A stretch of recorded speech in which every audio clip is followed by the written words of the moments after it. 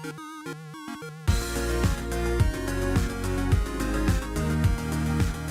everyone, welcome back to another Anime Kingdom review. You see by the title below, yes, this is on episode 7 of Masamune Kun no Revenge. And this episode is focused on something that we've seen quite a bit, like literally quite a bit in a lot of animes we've watched. Especially when they're focused on something where, for example, you know, usually if the anime has a school in it. If they're going to a school, there's usually going to be summer vacation. And if there's summer vacation, obviously, yes, you may have guessed it already. I mean, you already know, obviously, because you watched the episode. But in this episode, we get the famous beach episode. Yes, it's beach episode time, guys. As always, with all these kind of animes, there's always a beach episode. And when there's a beach episode, there's always going to be a part in that episode where, besides the beach scene, there's going to be a test of courage. Because that's just pretty much how they always do it with these kind of animes. And Masamune Kun no Revenge does not differ from that point, except for the fact that usually when it comes to these animes, I'm not going to lie, the beach episode is usually full-blown fan service. And this episode, it doesn't really focus as much on the fan service. Sure, I'm not gonna lie, we did get some fan service in the fact that, you know, Aki, super cute in her bikini, she looks pretty damn good. But Neko, yeah, there was a lot of plot there, especially putting it up straight up against, you know, Masamune's arm. If I was him, I'd be full blown, like, I cannot control myself. Sure, let me get that suntan lotion. I'll help you with that. You know, but of course, besides that, we also, you know, there's even like Yoshi, you know, like full blown. I always forget the fact that she has some plot, like literally giant opie. She wasn't even shown during the beach part. I mean, she was shown like looking from afar, but not in a bikini and everything. The part we saw this was on the boat where she was pretty much telling him, you know, if you don't succeed here, pretty much she's gonna tell Aki everything. That's another big part of this episode. But pretty much there, she's wearing like a shirt and everything, and it's just like boom, hey there, yeah. Damn, Yoshino. Yeah, I can see why Masamune calls you master now. You're the master of the opie for sure. No doubt about it. Because, I mean, you forget. When you see your statue, you wouldn't think they were like, boom, that big, you know? But yeah, fan service on the side. Let's throw that to the side because that was part of the episode, obviously. But the episode, another thing that it kind of, you know, disappointed me in, besides, of course, you know, it's not disappointing me, but I wanted to see more story progression, to which, in my opinion, it didn't really have that much story progression. Like, literally, I don't think anything came of what happened in this episode. Nothing really helped Masamune out in any way. Sure, at the end, Yoshino says that, you know, obviously, he did a good job and everything, and, you know, Aki was, I guess, happy with what happened and everything, and how he treated the situations and stuff. Obviously, maybe not because of how he pretty much throws it onto her that, you know, they're going out and everything, and she has to say yes because Yuisaki's full blown over there, kind of crazy in a way. I gotta say, she gets pretty down. She's one of those people like in the anime that you always see that is always getting rejected by these guys and everything. And obviously she wants that to continue for Aki, but at one point in the beginning when she's like, "Oh, this is your boyfriend." Oh, that's good. I was worried. Like, if you're in high school already, then damn, you still hating men? That's bad. Or something like that, full blown. And Aki's just like, oh my gosh. Yeah, okay. And like, oh, this will even help with your lack of, you know, the opie area. And I'm just like, oh man, you don't say that to her. And poor Aki, like, literally, poor Aki.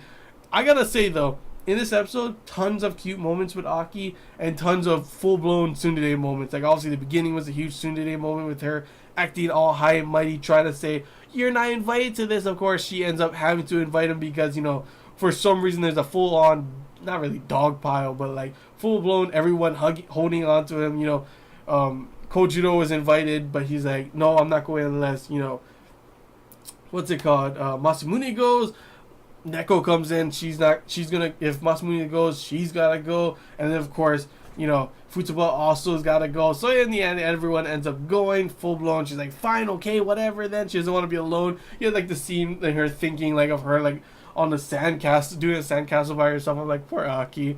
I mean, you would still have Yoshino, but yeah, You obviously want him to come. Don't even act. You're just trying to make him jealous. The Tsunade side, yeah.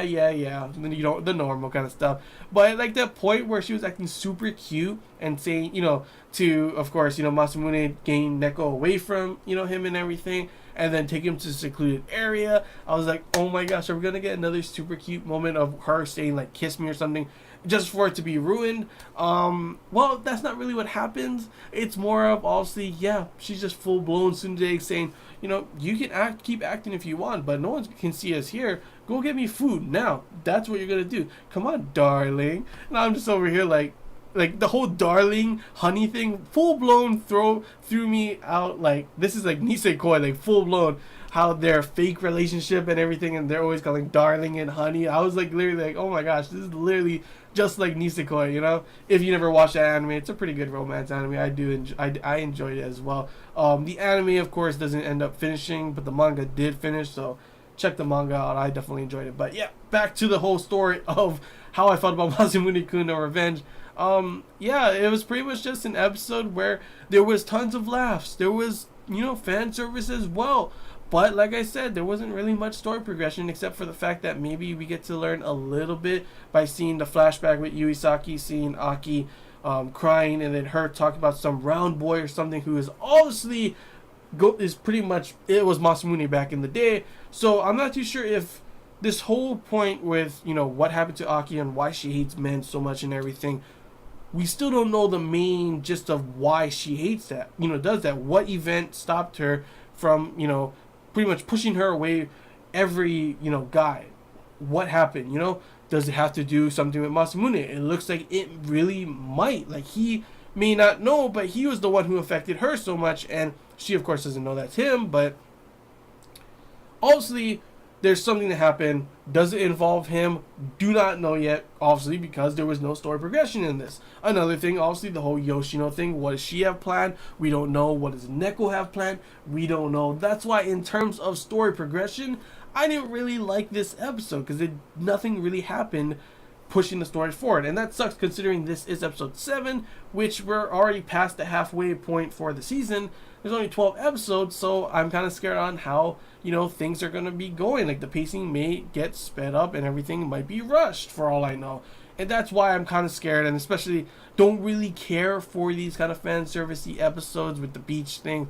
I don't really enjoy them. Usually, I do enjoy them because of the fan service, but a lot of times they don't really push the story anywhere. And when it comes to 12 episode seasons, if you know what I mean, like, it just doesn't go anywhere. So I kind of just enjoy it for the fan service, but I feel like that could be an OVA kind of thing instead, But yeah, like I said, pretty much for the story progression, didn't care for it too much. But if you look at a point of just enjoying it for its fan service, enjoying it for the comedy, because there was a ton of comedy. That test of courage was completely hilarious with Yoshino and her damn hockey mask and chainsaw scaring out Yuisaki, who is planning on scaring Masamune the whole time, and she just rushes out, runs away, scares Aki, runs away, scares Futaba, runs away, scares Kojiro, runs away, runs straight into outside where it's starting to rain and everything, and you see damn Neko with her damn ketchup probably again with the blood coming down, looking like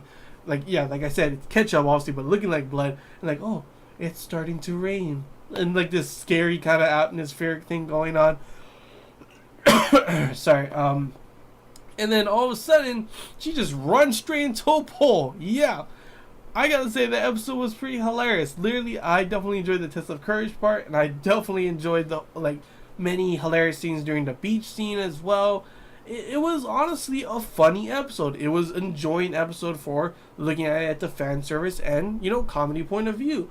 But like I said, if it were looking at a point of view of the story progression, I didn't care for it on that point that much. But overall, that's really all I gotta say before I start talking about, more about wishing the story would have progressed more, and more about fan service, comedy kind of thing. Like I said, fan service comedy side, awesome. Story progression, bleh.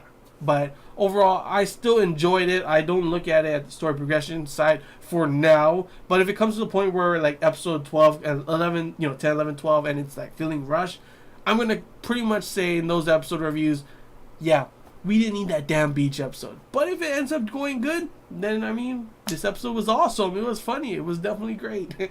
But yeah, that's all I gotta say, guys. Hope you enjoyed this Anime Kingdom review. If you have any questions, feel free to comment below. If there's anything you missed and you want to talk about, comment below as well. Sorry, completely little scatterbrained right now. But yeah, if you did enjoy, don't forget to leave a like. If you haven't already, feel free to subscribe for more content. And yeah, that's all I gotta say, guys. So till next week's episode, where hopefully we get more story progression. Hopefully we learn more about Neko, more about Aki, more about Masamune, more about Yoshino, just more about the story in general without having just fan service and comedy.